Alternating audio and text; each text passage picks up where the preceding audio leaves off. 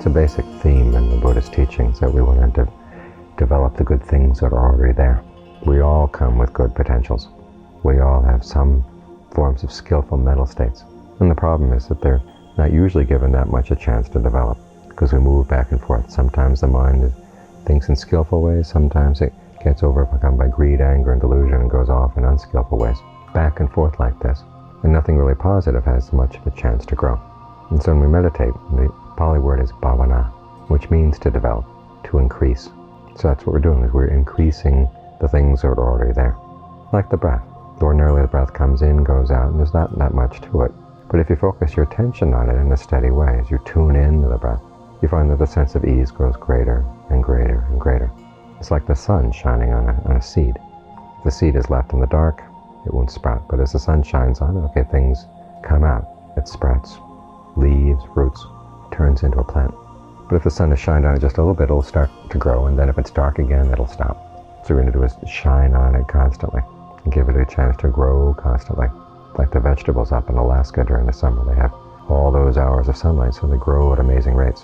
So you want to shine your mindfulness, shine your alertness onto the breath. There's not much else you have to do. It's like the sun shining on the plants. The sun doesn't have to reach down and arrange the plants. Simply by shining on them, the plants respond. And so it is with the breath. If you maintain steady awareness, steady mindfulness, all the rough spots in the breath will start ironing out. And it'll just seem more and more natural to breathe in a way that feels comfortable coming in and going out. That way you take a quality that's already there and make the most of it, simply by your continued attention. And you find that other good qualities, both in the body and the mind, can develop in the same way, just by focusing your attention on them, giving them the right chance to grow, and whatever other things they need for their nourishment. You tune into all kinds of good things. There are many different levels, for instance, of the breath energy to the body. They're all there all the time. It's just they're not developed. If you tune into them, it gives them a chance to develop and grow, until ultimately the breath energy fills the body and there's no need to breathe in and breathe out. This is a very steady sense of stillness that develops. And as the breath gets steady and still, this way the mind begins to take after the breath. It gets in touch with its levels of stillness as well. Because there are parts of the mind that are totally unaffected by anything. It's just they get covered up by all the other things going on in the mind as well. But as we stay with that breath that grows more and more steady, more and more still, the opportunity for the part of the mind that's steady and still comes so that it can show itself. Then as you stay with it for long times, as you tune into it for longer and longer periods of time, it takes charge more and more within your awareness. And as you get more and more skilled, you find it's there at all times. You can tune into it at any time. The sense of space that surrounds the body. All the various topics that you can take as topics of meditation, they're there already. It's just they're there in an undeveloped state. If you tune into them and learn how to keep the mind tuned. And this is a lot of what the skill and concentration is once you get a particular state going, learning how not to do so much that you destroy it, or how you get too lazy so it all falls apart. There's a certain level of consistent energy that has to be just right that you put into it. This is the persistence that makes the difference. It's like walking a tightrope. Sometimes you lean too far to the right, you fall off. Lean too far to the left, you fall off. But after a while you get so that you can stay on. Keep your balance for longer and longer and longer periods of time, until it becomes instinctual. You get a more and more instinctive sense of how to maintain that balance. So this is what the practice is. It's practice in sharpening our tools for tuning the mind in and letting it stay there. Once you learn how to do this with the breath, then you find you can do this with other topics as well. And this talent you have of tuning the mind in becomes a very important skill, because you realize that the areas of your awareness have many levels. And you do have the choice of where you're going to tune in. Oftentimes we tune in on things that are just actively harmful to ourselves and other people. And it seems that we have an awful lot of skill in tuning into those.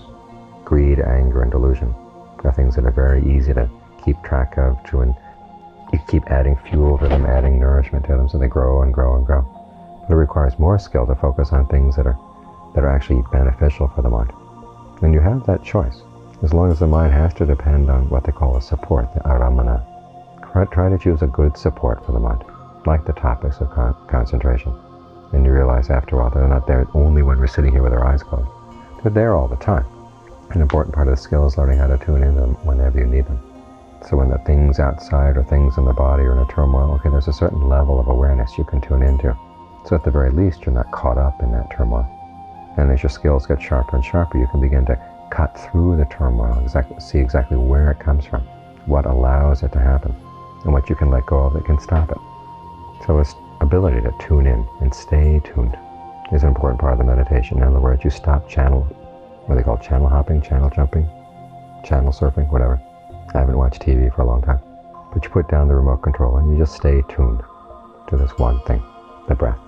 And the breath takes you as far as it can go. Okay, then you stay tuned with a sense of space. And that takes you as far as it can go. Okay, you stay tuned to the sense of infinite consciousness. It's all there. It's simply your ability to stay tuned in the right way that will nourish these useful qualities. So that they're always there, but the question of being able to tune into them when you need them, that's what you've got to work on. So try to focus in. If it doesn't work, okay, make adjustments. Be able to monitor yourself. Because that's actually how people develop a sense of balance. You see people walking on a tightrope, and it's not that they stay perfectly straight in line all the time. It's just that they're very good at correcting any imbalance. Whatever is needed to stay on, okay, they can do that. Those are the talents you've got to develop as a meditator. Learn how to correct for any imbalance.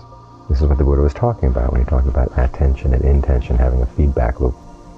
In other words, you pay attention to what's going on. If things seem a little bit out of balance, okay, remember, your intention is to maintain your balance. And so you do what you can to develop that skill. So not only is there feedback, but you can monitor the feedback and direct it in the direction you want it to go. That's what's required for any skill. It's not a mechanical process, it's more organic. You're in charge, you steer the way. It's like steering a sailboat. In the beginning, you sense the boat's tipping over in one way, and then so you turn the rudder, but you turn it too far, and the boat capsizes the other way. But after a while, you begin to get a more instinctive sense, okay, how much pressure you have to put on the rudder in order to keep the boat on an even keel. That comes from feedback, it comes from practice, trial and error, again and again and again. And so your sense of coordination gets more and more instinctive. And that's what we're doing. We're trying to maintain our balance on the breath. So that the pressure of the mind isn't too great, it's not too little.